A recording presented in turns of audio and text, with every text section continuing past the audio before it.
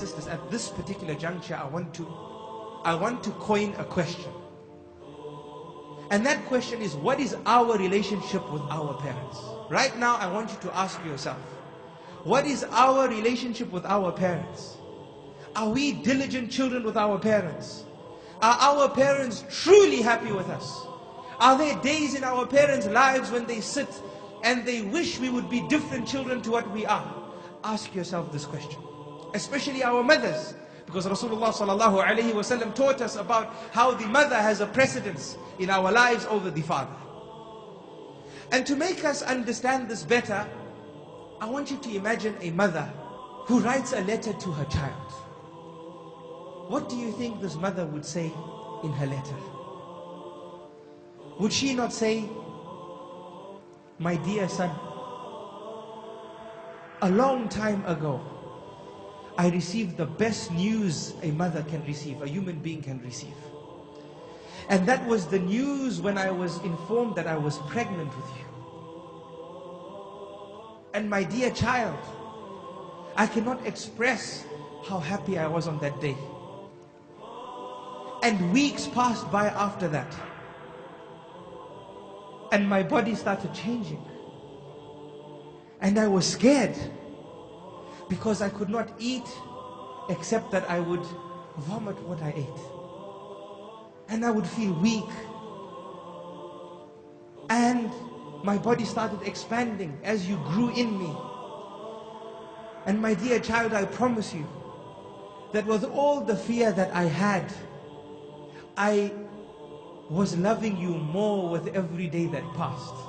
Even though all this was happening to me, the day that I held you became even more dearer to me. And my dear child, those weeks became months. And I became even more heavier, to such an extent where I couldn't stand for long. I couldn't walk for long. And then a time came when I couldn't even sleep on my back, because of the weight of carrying you would cause immense pain on my chest. So I would sleep on my side. But I would fear when I would turn to my side that I might roll onto my stomach and harm you. That was a fear in my mind, my dear child. But I would try my best. And every day that passed, my love for you grew stronger. And my desire to hold you grew stronger. Until, my dear child, a day came when I felt a pain that I never ever felt in my life before. A pain in which I thought I would die. Wallahi, I thought I was going to die. A pain which I would not wish that my enemy felt. And it was the day when you were about to enter this world. And it lasted for long. Pain after pain, contraction after contraction, second after second, minute after minute. By Allah, it felt like a lifetime. I thought I wouldn't survive from this. But I promise you, my dear child, that there was never a moment that I hated you during that process. Never a moment where I said an evil word to you, or an evil word about you. Rather, my desire for you, my desire to hold you, my desire to see you kept me going. That inshallah it's soon, that inshallah it's soon. And I carried on going. I never ever said that I will take revenge over you after you're born. I never ever said that woe to you, woe to you. I never uttered a word of enmity and hatred towards you as I suffered these pangs that felt like the pangs of death.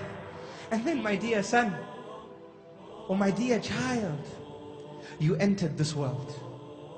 And when I saw you, the pangs of death that I thought I felt dissipated. And the tears that I had in my eyes became tears of joy. And the hurt that I felt in my body became a hurt of joy as I held you and brought you to my chest and smiled and said, Subhana Rabbi al-A'la. Allah has blessed us with a great blessing. And then, my dear child, it never stopped there. For the sleepless nights came after. Why sleepless nights, my dear child? Because I could not tolerate you crying one bit. I would be so tired from looking after you during the day.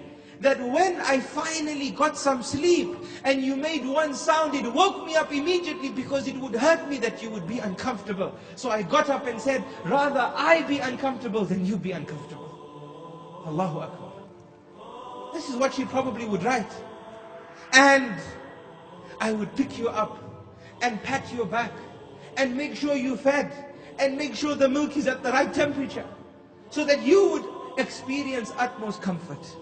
And then you grew up, my dear child. I saw you walking, and before that crawling. And then a day came which was difficult for me. And that was the day when I had to take you to school.